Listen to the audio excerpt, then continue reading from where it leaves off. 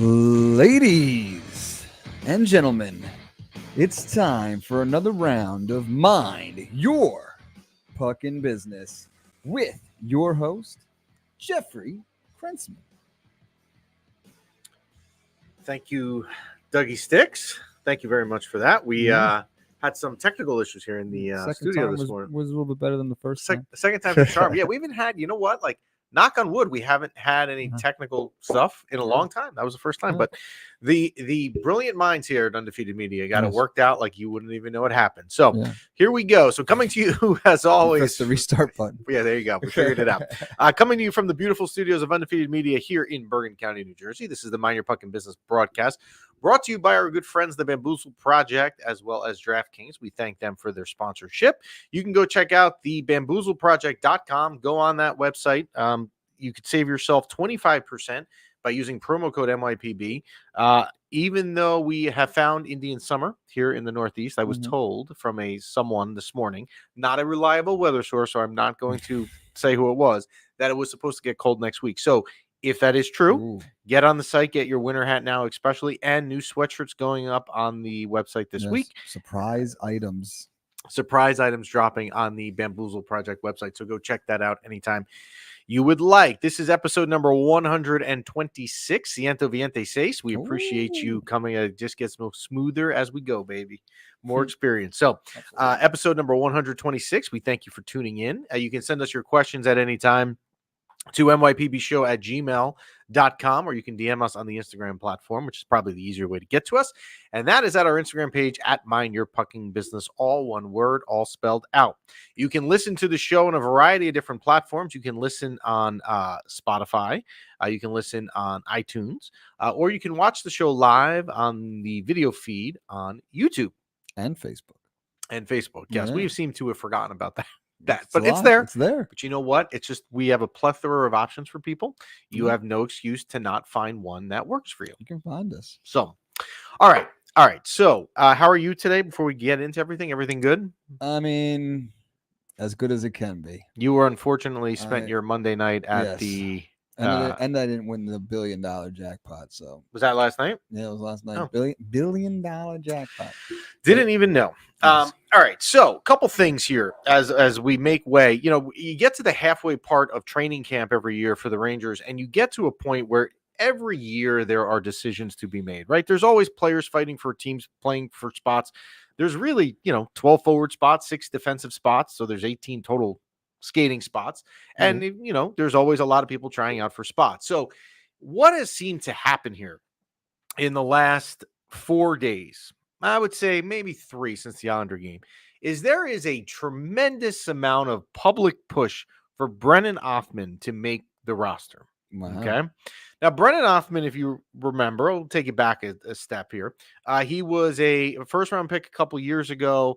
Very young kid. He is actually only 20 years old. And when you hear, like, as the years go on and you hear that someone is 20 years old as we get older, you really learn, like, wow, we are getting removed from that phase of our life where we thought we all would be professional athletes. So Brennan Othmann, a lot of people want this guy to make the team. So I am going to tell you why I do not want him to make the team. Wow. I'm going to be in the minority. We posted a poll on our page the other day. Should Brennan Othmann make the team? A whopping 83% said yes. 17% said no. I find myself in the minority. I'm going to explain to you why I don't want him to make the team. You ready? Yeah. So let's take this. He's 20 years old, so he's young, right? Yeah. We're not at a point with him where he's 26, 25, or he's in the prime of his career. Most likely, if the 83% of people get their way and Brennan Othmann makes the roster, he's going to be a bottom 6 guy, because you think of who you have on this roster, the Kreiders, the Zibanejads of the world, the Kreiders, the Panarins. It's unlikely that he's going to get a top 6 spot. So you say to yourself, if he makes the roster, he's a bottom 6 forward, which means he's going to have limited ice time.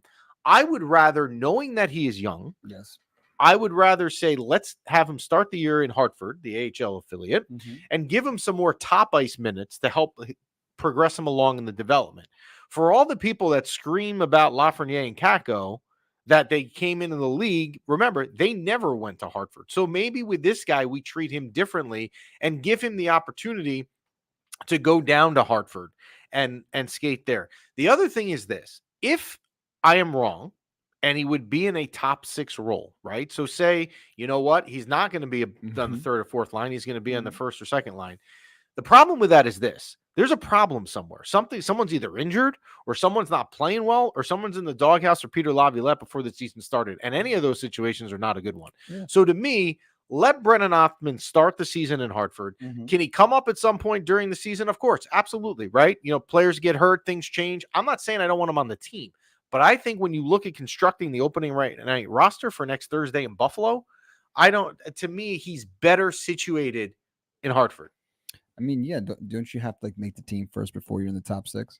That would be the thing. So if right. you're borderline not making the team, and to put you're probably not going to play. And to put a player who's 20 years old with literally no NHL experience right onto a top 6 line, I just don't think it's the right fit for the kid. And I know everyone wants to see him. And then you know what? The other thing, this kid they drafted in the first round this year, Gabe Peralt, who's going to be up at Boston College.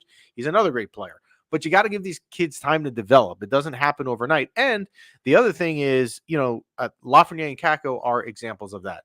So why don't we pull up a comment that just came in, and I appreciate one of the listeners. The last one we'll pull up, the Othman, that one. Othman to Hartford should not even be a question too young. Yeah, I agree. And I appreciate you writing that in, but we are certainly in the minority on that for sure. So let me ask you something real quick for the people who may not know. Not me, I definitely know, but everyone else. Is this a regular thing? So I know a lot of players will play like JUCO before they play college hockey because the speed is so fast. Now, is the same thing with the pros? Like a lot of guys will go to the minor league. Some will. I mean, look, there are some exceptions to, Sidney Crosby, Connor McDavid, guys like that don't play in the minors, but it doesn't hurt, right? And this is not a team right now that if all goes according to plan, and I'm going to think that it does until I'm told otherwise, you really need a 20-year-old guy in the top 6. You don't. How did we get him? He was draft pick. Yeah, but like top round, first round. He wasn't the top one overall like Lafreniere or number 2 with Kakko, but he was up there. So the Rangers the other night play a game in Long Island. So the New York City gets flooded on Friday. The Rangers were supposed to play a preseason game out in Long Island. The second, it was actually kind of funny if you followed the timeline. The second the governor or whoever, the mayor, I don't know who was, declared a state of emergency, you get a text that the Ranger game was canceled. Like it went hand in hand. So they delayed for a day. The Rangers play on Saturday night. And for whatever reason, I ended up being home. We didn't have a ton of stuff going on, so I was watching. This was brutal to watch. If you watch the Ranger Islander game on Saturday night. Now, in the preseason, again, you don't have all your players in, so you don't go crazy. But what you hated to see in the first period, especially when they were down 3-0, was just a total lack of effort. And so Peter Laviolette comes out in the postgame, and we'd posted it on our page, and a lot of people had commented on it about how it was nice to have a coach that preaches accountability, right? We're not taking shifts off here. So I would agree with all of that. But again, you have to remember it is a preseason game. The other thing that seems to be happening, and we were talking with our producer B-Rock about this before we went on, is Lafreniere has played I think he's played in 3 of the preseason games. He didn't play in the first Islander game. Is getting killed by people right now for so far. Again, reminder, I shouldn't need to do this every week. This is the preseason. If Alexis Lafreniere at the end of October, 4 weeks from now, is not playing well, it's fair game, as it is for anyone. I'm not going to sit here and critique anyone. In hockey, what's his name? What's the Butch Goring, who I hate. He was on the Ranger Islander broadcast the other night. He actually had a really good point. He said this: games mean different things to players in the preseason. Guys like Mika Zibanejad, Alexis Lafreniere, they're not looking to take checks. They're not looking to make an impression. They have a roster spot. Some of these other guys, these younger guys, the Othmans of the world, whoever it may be, Zach Jones, they're fighting for a roster spot. They're more likely to go out there and do something noticeable because they need to get noticed or they're not going to be on the roster. So it is not apples to apples across the entire roster as to what they are playing for.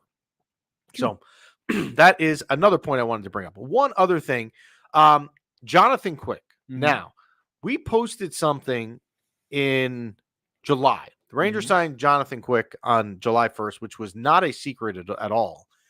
And we posted that, and I had said that I was fine with Jonathan Quick because, really your backup goalie, if Igor Shesterkin plays 60 to 65 games, let's say your backup plays 20 games, right?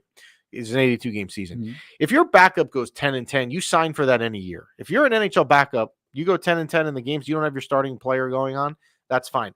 I still think Jonathan Quick can get there. I know his appearances so far have not been good, but if you look at that Boston game last Sunday that he was in, he also had no defense. They were not playing defense in front of him at all. The guy, Jake DeBrus, who scored the wrist shot last Sunday, there was no defense in front of him. I mean, I'm not really sure Igor Shesterkin stopping that. So, again, I would relax on everyone. Let's not sit here and try and point out what people are doing wrong. Let's try and figure out what we like with certain players, and then you can develop the opening night roster for 9 days from now in Buffalo. How many preseason games have we had? They have had 4. They have 2 left. They'll be at the Devils tomorrow night, and they will finish the preseason the next night on Thursday at home versus the Bruins. Interesting. Preseason hockey is great because you get hockey back and you're excited to, but you can't go into it with like the same mindset that it's a Stanley Cup playoff game. Like, it just doesn't work. It does not work. And I like, this happens every year, but I feel like it's a little bit more in the last week. And I think I'm going to guess that maybe some of it is the frustrations of the way the season ended in the spring, that people have not had a chance to take out their frustrations on Alexis Lafreniere, who had no points in the 7 games and are now stupidly deciding to point him out in the playoffs, or in the preseason rather, when we don't really judge these things. Yeah. Got it? True. All right. So let's bring in our guest today. We're going to let's get him in. This is Eric Terso, and I will explain who he is. Why don't we get him on the screen here out of the waiting room? So get him in. How are you, Eric? What's up, guys? What's going on? How are you, my man? So if you're familiar with the name, now I'm going to tell you why he's here. I'm a foodie guy. We're up in North Jersey. We tape about like an hour 15 from where you are, but I follow food stuff because I like food, right? Absolutely. I mean, who doesn't? Taliercio's Gourmet in Middletown, New Jersey, consistently. I mean, I see you guys winning awards, so you got to be doing something right. The other thing is, and I don't work in the restaurant industry, so I don't know if you guys like when I say this, but I always judge myself. Like when I'm looking at a place, whether I want to go eat, I always, for some reason, and maybe this is not the right thing to do, I always use Yelp reviews because I feel like it's honest opinions. Your Yelp reviews are through the roof. I mean, it's like if I sat here and I try to pick something, I don't know that I could find it. We're going to pull in someone's watching. Obviously, it's one of your customers because Taliercio's is the best. So if you go onto their Instagram page, and we'll pull it up across the screen, and that is on Instagram. Very easy to remember, Taliercio's minus they do not need the apostrophe. You'll see all the multiple awards they've won. You'll see some really good videos. I myself, I will say I am tempted to always make a trip down there to try the fried raviolis that you guys always promote because I think that looks really good. But Eric is here because he's also a Ranger season ticket holder, and I want to get a perspective of some fans and all that stuff. So we're going to bring Eric on. So let me ask you this before we get into the Rangers. You live probably, if we had to say what is Devil's country, and I'm not sure there's like a geographical area that is, although our producer over here in the corner is a huge Devil fan. You are located in the heart of Devil country. What is it like? Is it hard being a Ranger fan down there? So real quick, I guess synopsis of it is that my dad opened the store in '88. Brooklynite, always been in food, Ranger fans since the beginning, all the torture years. So I grew up on Staten Island, which people might not realize from the videos, or they can by the accent, obviously. So when I started working there, it just kind of brought into the fact of, okay, the social media is going to bring into, okay, this is really Rangers. This is a Ranger store. And my dad has always dealt with it because, you know, like I said, he's been there since '88. So he's kind of dealt with all the series from '94 to, you know, the Adam Graves series and dealing with them. It is Devil. Like, there's plenty of Devil. I guess you could say it's the heart of the Devil country because south of me is Philly. And you have, you know, all your Flyer fans are down there. You really don't have that many Flyer fans around us. You do have a good mix of Ranger fans because a lot of people from New York are moving down to this area, and it's not North Jersey. So I feel like people are, you know, kind of expecting the fact because of social media that they're walking into a Ranger house. Like, we are especially over the top Rangers. And sometimes they come in, they bust balls, and they wear Devil stuff. But they kind of understand that when they come in, they're coming into a loud, obnoxious Ranger home. So, I mean, it's not intimidating for me because, you know, I've been that way since I was a kid. People always expect like, oh, you're a Ranger fan, you're spoiled. What do you mean? That's the best thing too. They call us Big Brother and, you know, everything.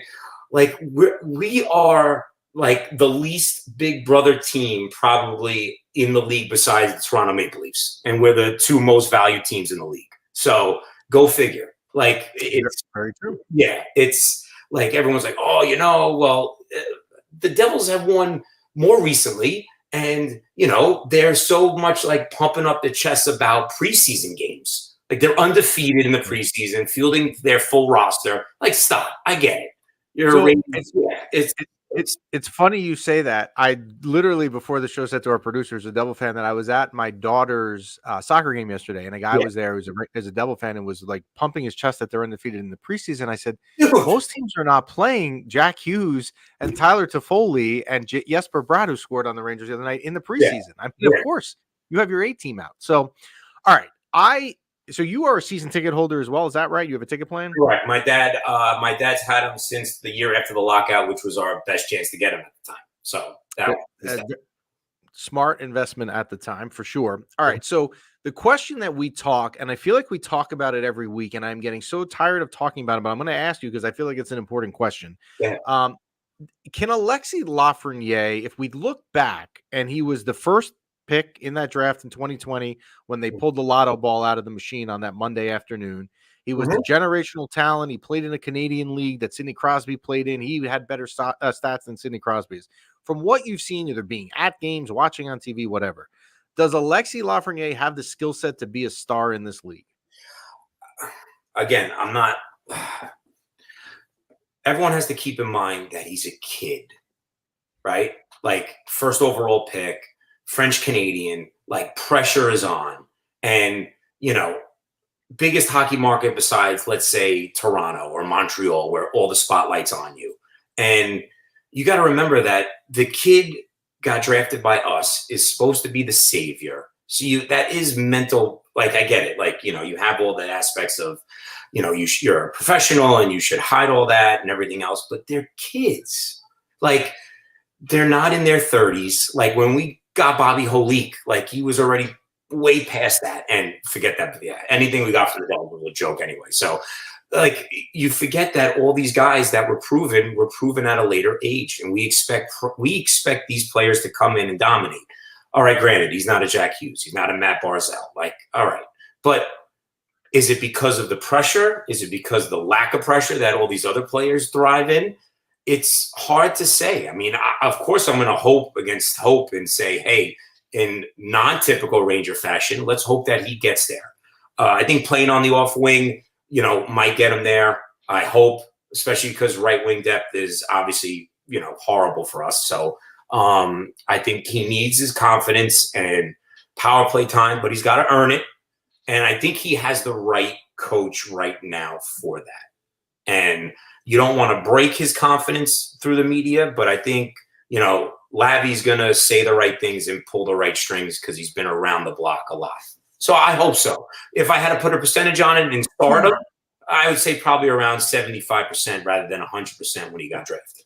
So if he's going to go to the right wing, which it sounds like he is, and you're right, then part of the reason is they have a lack of depth at the right wing where they have a plethora of it on the left wing. Would you like to see him, if we're going to say that most likely the top line is going to be Kreider on the left and Zibanejad in the center, who should get the top line right wing? Is it Lafreniere? Is it Kakko? Or is it Wheeler?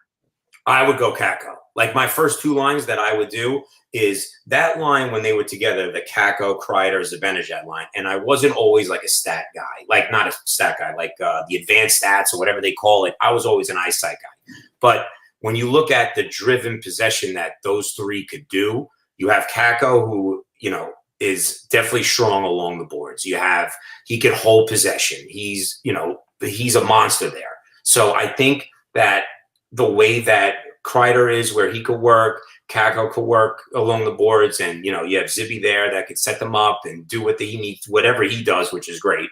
I think that's a perfect top line. I think Lafreniere needs not a distraction, but someone that could also take attention away. And I think Panarin is that perfect player on the left. And I think that he could drive possession himself. And I think that Laff on the right doesn't have to add that pressure to him to do these crazy, like that one goal he scored. I think it was against Detroit last year where he went, through the legs and the backhand, and it doesn't have to be that way. So I think that him on the second line is perfect with Panarin, and I think Wheeler is perfect where he would be with driving possession on a third line on the right.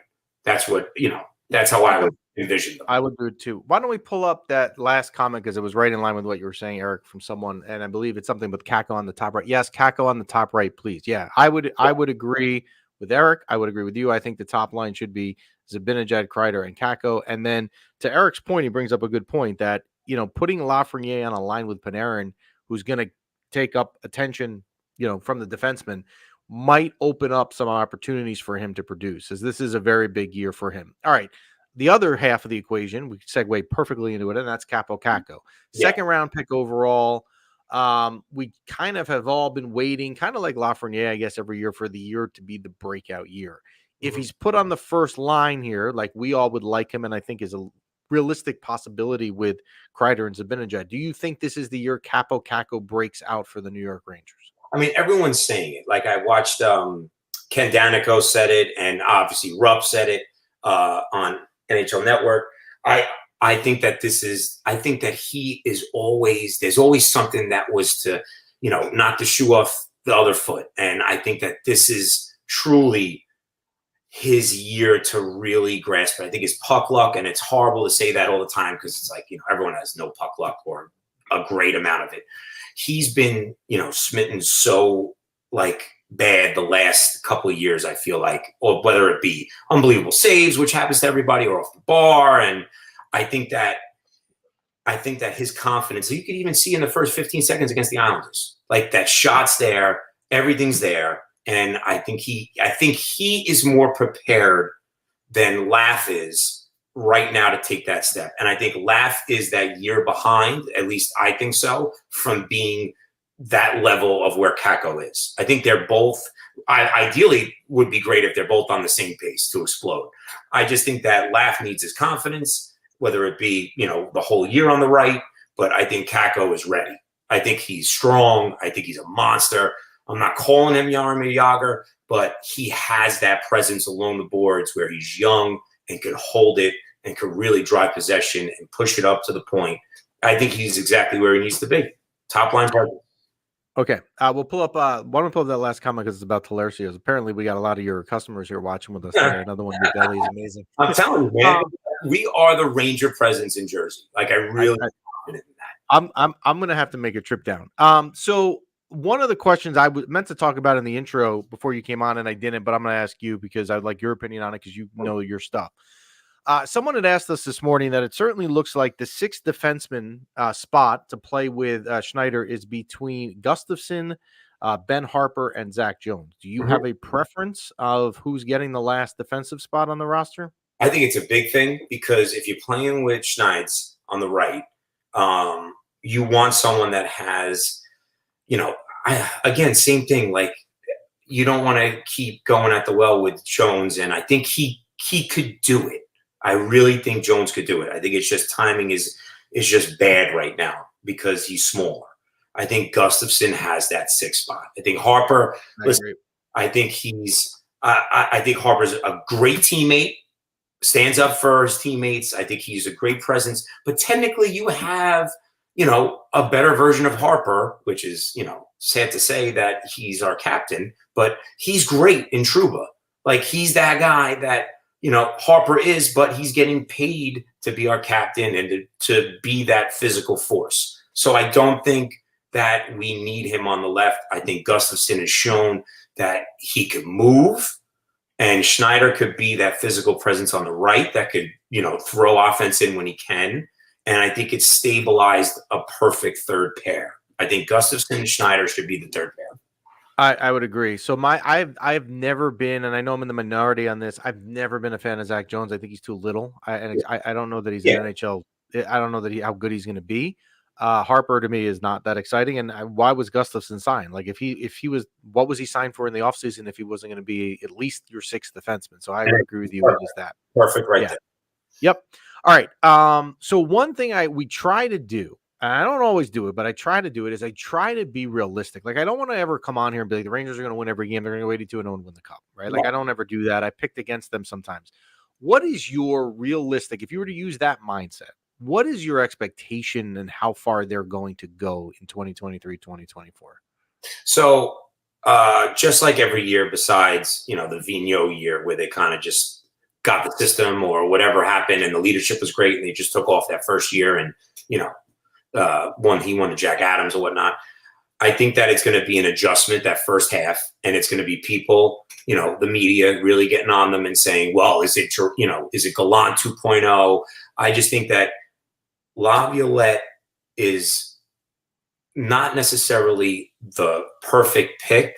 I think for right now he is because of his different mindset, but I think the assistant coaches you can't overlook. So I think that for the first half of the year, you might see a 500 club, maybe a little bit over. And I think that I always say you never want to be the first team in the playoffs. Never. And we see it every year. You don't want to be that President's Trophy winner. I'm sorry. I don't care how, dynamic your team is during the year. It means nothing. Yeah, I'd rather have been those Kings teams that were the 8th seed than the Capitals teams that were the 1 seed. So I think that their goal is to get in. I think that their goal is playoffs. And realistically, I could see them. It's going to be us because of the stupid playoff format. It's going to be us and the Devils. So same. Yep. It's a horrible playoff system. It's horrible. But it's going to be us and the Devils again. You could, I think that the Hurricanes are going to win the division. And wherever us and the Devils fall in line, whatever. And I think that whoever comes out of that round will represent the East, whether it be us or the Devils. I would agree. It's frustrating with the playoff system. We had Dan Rosen from the NHL on with us a couple weeks ago. Same thing, right? I mean, I wouldn't say you'd bet your mortgage, but you could almost bet a lot of money that 1, 2, 3 in the division is Hurricanes, Devils, and Rangers, right? Yeah, you can get into who the one. I think most people would think it's the Hurricanes. So the way it works, it's either you're playing the Devils again in round 1 or you're playing the Hurricanes. Yeah. All right, season ticket holder, best game you've ever been to at MSG is what? Okay, I have 2 because one is like a symbolic one because I was 6 when the Rangers won the Cup in '94, so I never got to go to a Stanley Cup game. So even though it's cliche, but the win against the Kings was definitely like so amazing. Like even though the series was quote unquote over and they made it 3-1, but to be there for a Stanley Cup round game and see it with my dad, that was you can't take that away. That was awesome. And number 2, again, cliche, is the step-on goal. Like that was unreal. I don't think I've heard the Garden get that loud ever. It was amazing. It really was. I mean, I see it because that was on. So my seats originally were section 105, last row against the suite. So we were standing the whole time. I remember the goal happened right in front of me, and seeing Yandel rip it and the rebound, and it seemed like Steph had that on his stick for 5 minutes, and all you were thinking was, "Holy shit, don't hit the bar." That's all you were thinking to yourself was, "Oh my God, don't hit the bar." And it was unbelievable. Like we were like crying. So it was amazing. That's definitely your top 2. It's hard to top that. So last Ranger point, we'll bring in that last comment, Dougie Sticks, and that is I really don't think the Hurricanes or Devils have a better team than the Rangers. If Shesterkin returns to form, the Rangers could easily win the division and go deep in the playoffs. So where you're right there is this, right? If the Rangers are going to go deep in the playoffs, Shesterkin has to be on his game. And if Shesterkin's on his game and you have a top goalie in the league, hey, you've got a chance. Like Eric said, you don't always need to be the President's winning trophy. You need your goalie to get hot at the right time. All right, before we let you go, how was a couple questions for Taliercio's questions for you? The crumb cake this weekend. I am a huge crumb cake guy. Is it as good as advertised? Yes. So Rob, who his mother is the baker, and she she comes into the store and she bakes. God bless her. She's in her 70s. She crushes it. It's a generation old crumb cake, and we give out samples, and it's sold out the last 2 weeks. It's phenomenal. It is homemade. It is made with something that people don't put into food, and that's love. So she crushes it. we've had pre-sales for it, which is kind of crazy. Originally, it's the story behind it. Like, it helps, her and her family. It helps her pay the bills and everything else. So there is like a sentimental story behind it, but it's the best. It looks incredible. That is my thing. I'm not a chocolate guy personally, so like crumb cake would probably be my top dessert of all time. Amazing. When I saw that, yeah, you'll have to give me the heads up to make a trip down next time you guys have it. We'll have to get an MYPB sandwich on your menu at some point. Not we'll a have to do some sort of that's something that we'll definitely film when you guys come. So you got it. Well, we will have you back throughout the season. We are on every week during hockey. DraftKings makes us be on every week, so we cannot take weeks off. We'll have you in, and if you ever want to take a trip up the Parkway a little bit, come in studio one week, you're more than welcome to do that. That is Eric from Taliercio's. Thanks for joining us. Thank you, guys. And obviously, let's hope. That's all we can do. Let's hope we see you and your dad at the parade in June at the Canyon of Heroes, giving out crumb cake. Yeah. Thank you, guys. Let's go. Thank you so much for having me.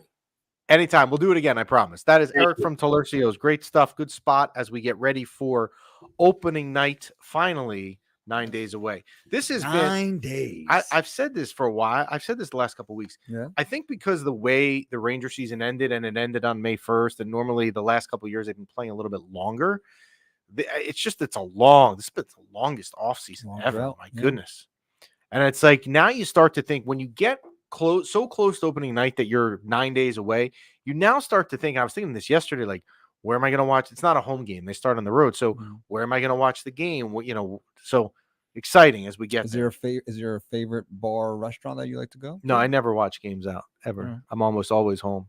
The last game that I remember watching out, I went to a bar when they played the Penguins in the playoffs a couple years ago. They were down 2-0 in this. They lost the series. This might have been 2015 or 2016. They were down 2-0. They won game 3. So Ranger fans got back into the series and they had game 4 at home. It was a Thursday night. And I went out and watched it with a couple friends and thinking that the bar would be full of Ranger fans. We were the only Ranger fans there and the Rangers lost. So that was the end of that. So I'm going to put a question out to the people. Yes. And it doesn't have to be just Rangers. It could be Rangers or Devils in the comments section. Please put bars, restaurants that are Ranger bars, Devils bars. Where would you go to watch the game? Now I do. So we did a Q&A on Instagram a couple of weeks ago where people could write in questions. And I think I told you we got inundated with stuff. But one of the questions was, what was the best place to eat? Like a bar around the Garden? Because I think someone said they were going to their first game in November or December, something like that. That to me is Triple Crown, like a little shameless plug for Triple Crown on 7th Avenue between 28th and 29th. Spent many a pre-games there in my years. That is a great place to go. Nice. I wouldn't say it would be like on my bucket list of New York City places to eat at if you were on vacation, but if you were going to a game, I think that would be where it's at. So nice. So we are back this week with another week of football, and DraftKings Sports is keeping us in on the NFL action with great offers every single game day. New customers such as Kurt from New Jersey can bet $5 and get $200 instantly in bonus bets. Throw down 5 on any of these week's epic matchups here coming up in week 5, and you can walk away an instant winner, which you apparently were not in Mega Millions or whatever it was last night. And DraftKings is not stopping there. All customers can take advantage of 2 new offers every game day. Football is more fun when you are in on the action, so download the app now and sign up with promo code THPN. New customers can bet just $5 and get $200 in instant bonus bets only on DraftKings Sportsbook, an official sports betting partner of the NFL. With that code THPN, the crown is yours. Gambling problem? Call 1-800-GAMBLER or visit www.1800gambler.net. In New York, call 877-8-HOPE-NY or text HOPE-NY. In Connecticut, help is available for problems gambling. Call 888-789-777 or visit ccpg.org. Please play responsibly. Absolutely. So, shifting gears to football. All right. So I think that in life, a life lesson, right? Please I think that when you are responsible for a mistake in life, you own up to it. You accept responsibility. Okay. I have no idea what is going on with our weekly picks.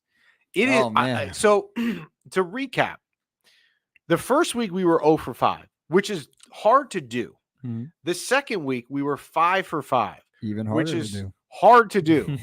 The third week, So we came in after a 5-5 week. We were somehow 0 for 5 in week 3. Wow. Week 4 last week, we were 0 for 5 again. What? I have no idea what is going on. Uh, It is hard to be 5-15. Yeah, yes, and we've had some good years, right? But I think the NFL is shifting, and like a lot of people don't know the team that they have right now, right? Like teams that were good last year took a step back. Teams that were bad last year took a step up. Like things are starting to shake out a little bit. So I feel like you're going to be back on the money in like a week or two. I mean, I hope so. I mean, as someone just wrote in, and you would agree because you were there last night. The Giants suck coming from a fan. Yeah, I mean, there's no offensive line. The Giants, and we said this last week, and this is why I said and I picked the Giants to win, because they needed to win, because you're now going to go play Miami and Buffalo the next 2 weeks, and you're not going to win either of those games. Mm-hmm. So you are now going to be 1-5. That season is over, right? It is going to unfortunately be mid-October, and the season is over. Now, if I'm the Jets, and there are no moral victories in the NFL, because it's all about if you win, right? You get the sports, right? This is not, you're encouraged, but actually, if I'm being fair, what we saw from Zach Wilson, because I saw Zach Wilson was pretty good, and there were a bunch of drop passes. Like Michael Carter dropped a wide open pass for first down. He was actually pretty good. He's now going to play a Denver team this week that let up 70 points 2 weeks ago to Miami and let up 28 points to the Bears, and Justin Fields made him look like a fantasy star. Denver has no defense. So if Zach Wilson is going to, I don't want to say save the season, but show that he can be capable of saving the season, you need to win this week in Denver. Oh, yeah. Boost the confidence. And they're one of my picks, actually. Nice. So we will get into the picks. Here are my picks for week number 5 for Mind Your Puckin' Business. I'm going the Thursday night game. I like the Bears +7 at Washington. That is a lot of points. Thursday night games sometimes can be low scoring and close and tight. That is a lot of points. And Washington the last 2 weeks has not looked great. They could have won up in Philly, but they look terrible at home against Buffalo. What? It's a lot of points. I'm taking the Bears +7. What? I like. What are you doing? That little emote? That little what? Yeah, that thing. God, stop. Enough. All right, I'm taking the Bills -5.5 on a neutral site game against Jacksonville across the pond in London. Stephon Diggs 3 touchdowns this weekend. The Bills offense is clicking as it is. Jacksonville does not look good. I kind of think the spread should be a little bit higher in this game. I'm taking the Bills -5.5. I am taking the Falcons +1 at home versus Houston. I looked at this game for a little bit. The Falcons have been bad the last couple of weeks. Houston has been very good, but just long term, I don't think either. I think the Falcons are better than they played, and Houston is not as good as they played. And the Falcons are home; they need to win, and it's a pick of -1. Give me the Falcons -1. I'm taking the Jets Jets +2 in Denver. I'm buying that. I liked Zach Wilson the last week, what he did the other night. I'm buying Zach. And I am buying that the Denver defense is terrible. And the Jets, if they're going to save their season, probably need to really win this game. I'm taking the Jets +2 at Denver. And Denver has already lost 2 games at home. So don't give me anything about the mile-high advantage. Last game, I struggled. I'm going to go in the AFC North in the matchup. The Steelers, I'm taking +5.5 at home versus Baltimore. They're rivals. They hate each other. The games in the past seem to be pretty close, so 4.5 is a lot for a home team in a matchup where traditionally they play tight, low-scoring games. I'm taking the Steelers +4.5. So to recap my picks, I'm taking the Bears +7 at home against Washington on Thursday night. The Bills -5.5 in Jacksonville in London. The Falcons -1 at home versus Houston. The Jets +2 out in Mile High City against the Denver Broncos. And lastly, I'm taking the Steelers +4.5 at home versus the Baltimore Ravens. We good with that? The only one I kind of disagree with you is the Commanders have been playing great. But you're playing against a dumpster fire Chicago Bear team. It's a lot of 7 points. 7 points is a lot. It's a touchdown. Not for 7 points is a lot for the Chicago Bears to score. So why don't we do I think this is not my most. Well, maybe it is my most confident pick of the week. Actually, why don't we do like a side bet? Side bet between us. Either I will get you your kombucha drink. Or I get you Dunkin'? You give me a Dunkin' iced tea. Sure. We got it. This will be the first ever handshake across the table. Yes. So that'll be our bet. Yes. The Bears will be, we don't need to go on DraftKings. So what we're saying is that the Commanders are going to score more than 7 points against the Bears. No, I'm saying the Commanders. Yes. Score more than 7 points. Yes. Yeah. So they're going to win by more than 7. They're going to win by easily. B-Rock, can I ask you something in the corner? Are you as confident as he is in this bet? Am I missing something? Dude, they just went to overtime with Philadelphia's undefeated team. Okay. The Bears are terrible. All right. All right. So Thanks Wednesday for the night kombucha. or Thursday night, maybe you and I will do like an Instagram live on Sure. this at some Sure. point. Well, actually, Yeah. I don't know if I'm around Thursday night, but we'll We do just need to something. do 2 seconds at the last, in the fourth quarter where I'm smiling with my thumbs up because I just won. Yeah.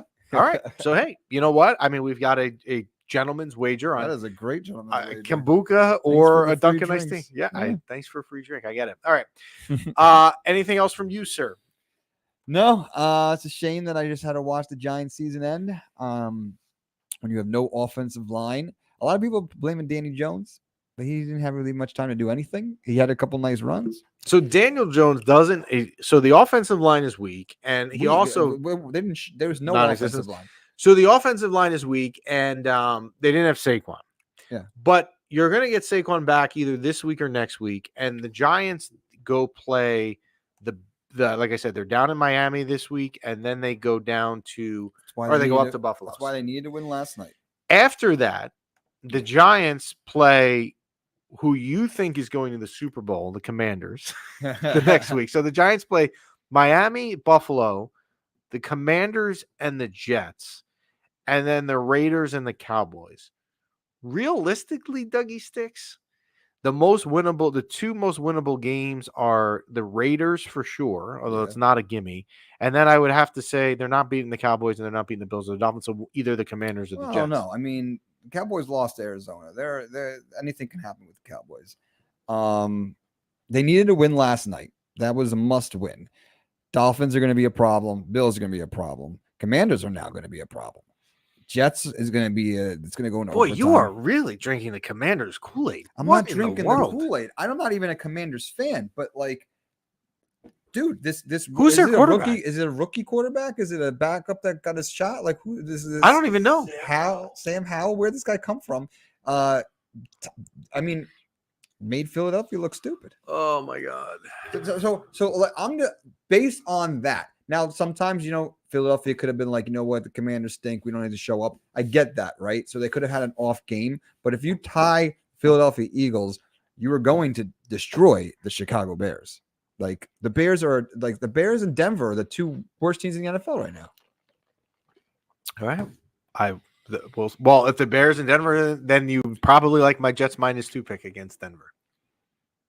Right? If Denver's one of the worst teams, then you would support my pick. Denver's playing who? Jets. JTS, baby. And the Jets need to get 2 points? Yeah. And you chose the Jets, right? I chose Jets, yeah. Absolutely. Look at this. He's so confident. Absolutely. I think we're going to try something. What? I feel bad saying this, but I'm going to say it. If my record continues the way it is, you're going to let me pick? We're going to have a week here where I am going to hand it over to you. Okay. Because quite possibly, time out. I can't tap out, but at the same time, you can't do any worse. If I'm getting offers, it's one thing to be like, you're 1-5 1 week, you're 3-5, then you're 2-5. You're like dancing in mediocrity. I'm like sinking in it. I'm like at the bottom of the ocean right now. Maybe it's that bad. You need to get in touch with your feelings. Because I do more bets with emotion. Like I picked the Jets to win.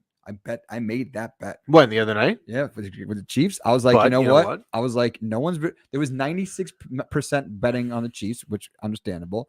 And I was like, you know what? I think the Jets are going to come out and ball out and sneak up on these guys. The Jets, if you take out, so they were down 17-0, and I texted a buddy of mine who was thinking of originally going to the game for his son's birthday, and I said, wow, you look like a genius for not going, right? Because it looked terrible. Mm-hmm. Then, I mean, the game turned around. It would have been a good game to be at. And I don't want to get into, like, should it have been holding and all this. I don't play the officiating game, especially in football. I don't know. Mm-hmm. I can do it in hockey. I can't do it in football, so I'm not going to play the game. Mm-hmm. But it ended up being an entertaining game. And you know what? Again, Zach Wilson looked good. If you're going to be these people, and myself included, if you're going to rip Zach Wilson whenever he does bad, you have to also be fair. Yeah. And when he plays well, you have to recognize that he played well. Yeah.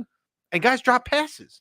So now you're going against the defense that just let up 70 points to Miami and 28 to Justin Fields, who stinks, as you have said.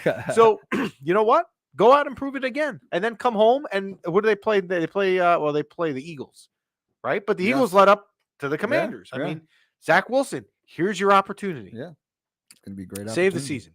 We thank our sponsors as always. We thank DraftKings. We also thank the Bamboozle Project.